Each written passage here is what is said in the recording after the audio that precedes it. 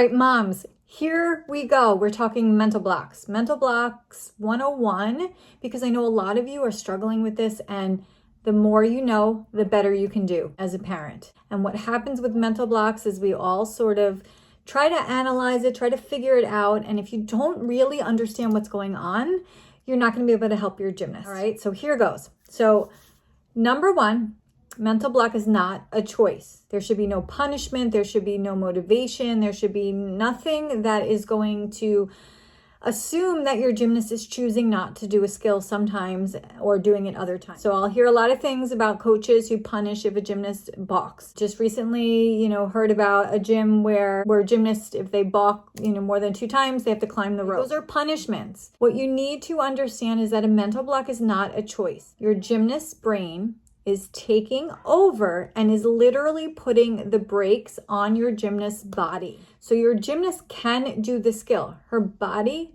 physically can absolutely do the skill. Her mind is not letting her. Her mind is literally turning on the brakes and stopping her from doing the skill. So if you can understand that, then maybe you can kind of understand more about how frustrated your gymnast is, because she wants to do the skill and she can do the skill and she knows she can do the skill and she's done the skill, but she can't do the skill. Do you know how frustrating that is as a gymnast, as a parent too, of course, as a coach, yes. But as a gymnast, there is nothing more that she wants than to do her skill, and she does not understand why she cannot do it. So as her parent, your job is not to try to motivate her or threaten her or punish her or do anything that's going to try to, motivate her or get her to do it, because that is not the issue. It is her brain that is in charge, and something is going on with her brain. Now, this is what I see with the gymnasts that I work with. Your gymnasts are amazing, amazing human beings, but they put a lot of pressure and expectations on themselves. A lot of them are perfectionists.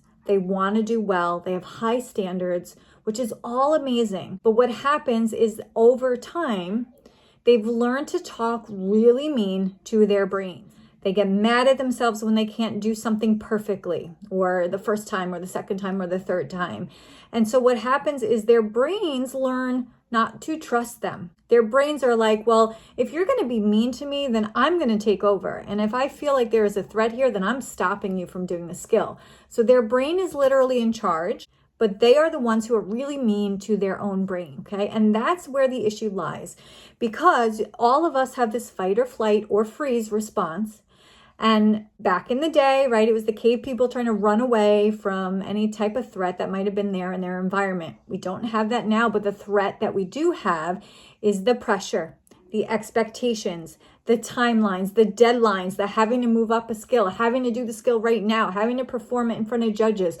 All of that are threats to your brain. So when your gymnast is feeling those threats, and again, they can come from her. It might be her own threat that she puts on herself, her own pressure. Like, I should be level 5 already. I should have the skill.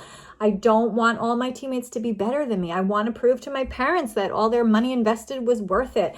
I want, my coach to be proud of me when he or she looks over and sees me do my skill. Those are pressures. Those are threats that your gymnast is going through. So the first step is figuring out what those threats are.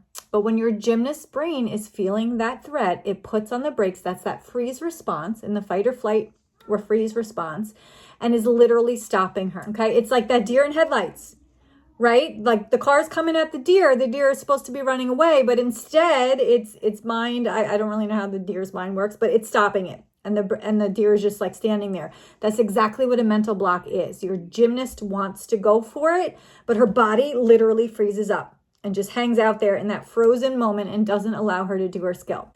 So there's a few things. One, your gymnast has to figure out what are some of the thought patterns that she's been thinking over and over and over that are adding pressure or feeling like a threat to her brain. Most of the time when I work with gymnasts, again, it's those things like, I have to get the skill. If I don't do it, my coach won't pay attention to me. My mom keeps asking me if I get the skill. And so that's putting pressure on me. I want to get better. I should be better. All this time should be paying off. It depends on the age of your gymnast, right? And what she might be thinking. But think about yourself. And when you really want something really badly and you're not performing where you think you need to be. Like, think how mean you can be to yourself.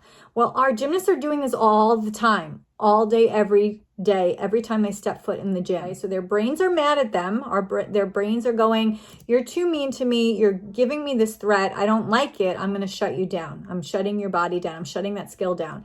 And that's what's happening. As far as what you can do. So number one, your gymnast needs to figure out what are those thought patterns that she keeps having, and she needs to work on softening them. When I say soften, what I mean is, instead of, I can't do this, I'll never get this, I'm terrible at gymnastics, why bother, I should just quit, things like that. Those are things that your gymnast might think when she's in that moment.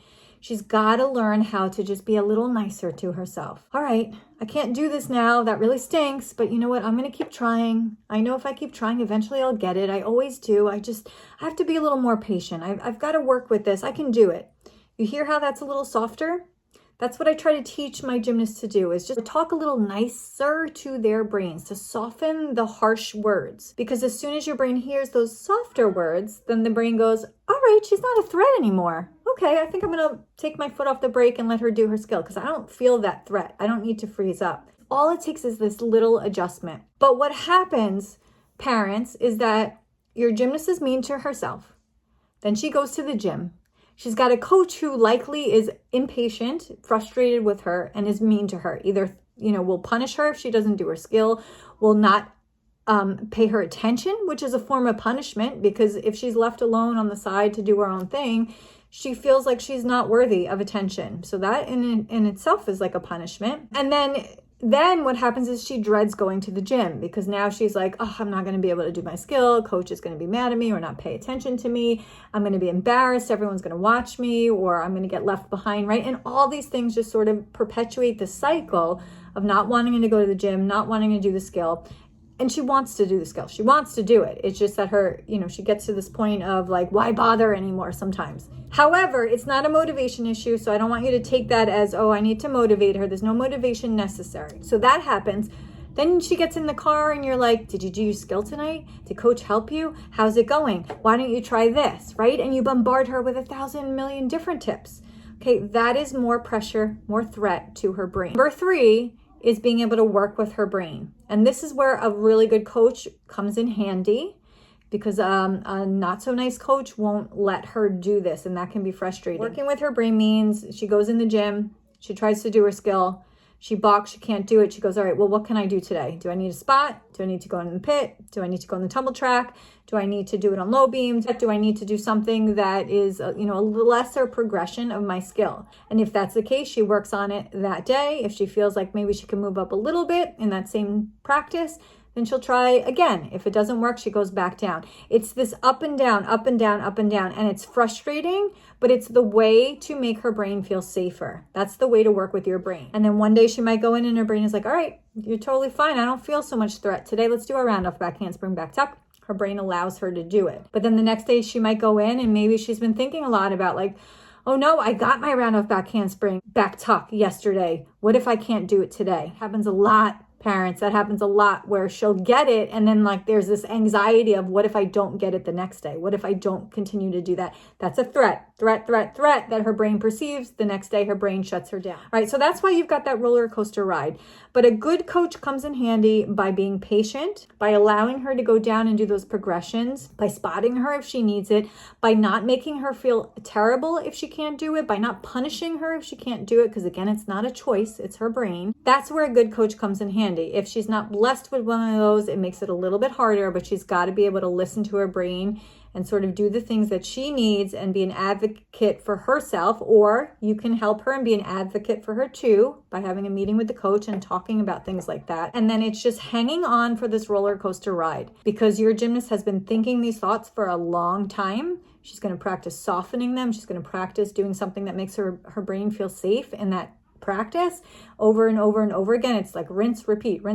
She does it over and over and over again. However, when she's tired, when she's had a bad day at school, when she's gotten in a fight with you or her friends, and she goes to the gym, her mind is a little weaker and it's going to revert back to the pattern of thought that she's used to, which is that negative thought, because it's easier to think negative thoughts than it is to change your thoughts or think more positive ones, because that's how our brains are hardwired. And on those days, she's going to revert back. Okay, so parents, That roller coaster ride is okay. It just means she's still working through things.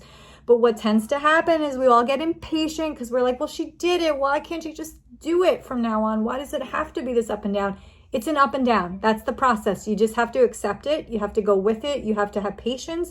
You have to take a deep breath and go, everything's going to be okay. We're going to work through this. If you're not working with someone like myself, if you don't have a mental performance coach that your gymnast is working through this with, to learn how to soften those thoughts, to learn what's going on with their brain, to learn how to work with her brain, you need one. She needs that. If this has been going on a long time, she needs someone even more. If her coach is not helpful, doesn't understand mental blocks, which is 99.9% of coaches, she's going to need someone to help her. Okay, so the first step is working with someone like myself, getting through that, then hopefully getting the coach on board and moving through it like that. And then you as a parent having patience, supporting her and not asking her a bajillion questions nor giving her tips and advice. Your tips don't help.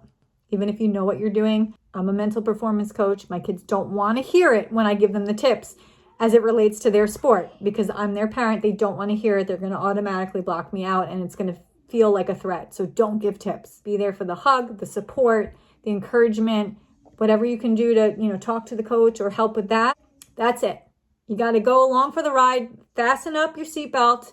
Might be a bumpy ride, but you've got to be there for the ride and you've got to be a support system to hold her hand through that roller coaster. All right, I hope that cleared some of it up. If you have more questions, leave them in the comments below. I will address them. I want you guys to get through this because it's frustrating and I'm going to tear up. When I meet with your gymnasts, they are the most beautiful beings in the world. Like they have the biggest hearts. They have the biggest hopes. They have the biggest dreams. They want to succeed and they want to do well and they just don't get why they aren't. And sometimes they are standing in their own way and that's a lot of it is their thoughts are standing in their own way and sort of preventing them. But they deserve to soar. They deserve to do well. They deserve to achieve their dreams. They just need a support squad who believes in them, who can help them, who knows better, who can do better and can help them through this. And that'll get them there. But oftentimes, again, it's like the coaches are not helpful, or even as parents, you think you're being helpful and you're actually making it worse. They don't need anything more. They're already dealing with enough threat from themselves. So that's my spiel. If you need more assistance, comment in the comments below and I will try to address all your questions. Definitely, if you think one-on-one sessions are helpful, if your gymnast is at a point where she's just blocked and it's been going on, you can book. I've got a 3-session mental block jumpstart package. That's 3 30-minute sessions plus a workbook that I send to your gymnast in between sessions to work on. And that's a helpful way to get started and to at least give your gymnast some of the tools and the information that will help her understand why this is happening.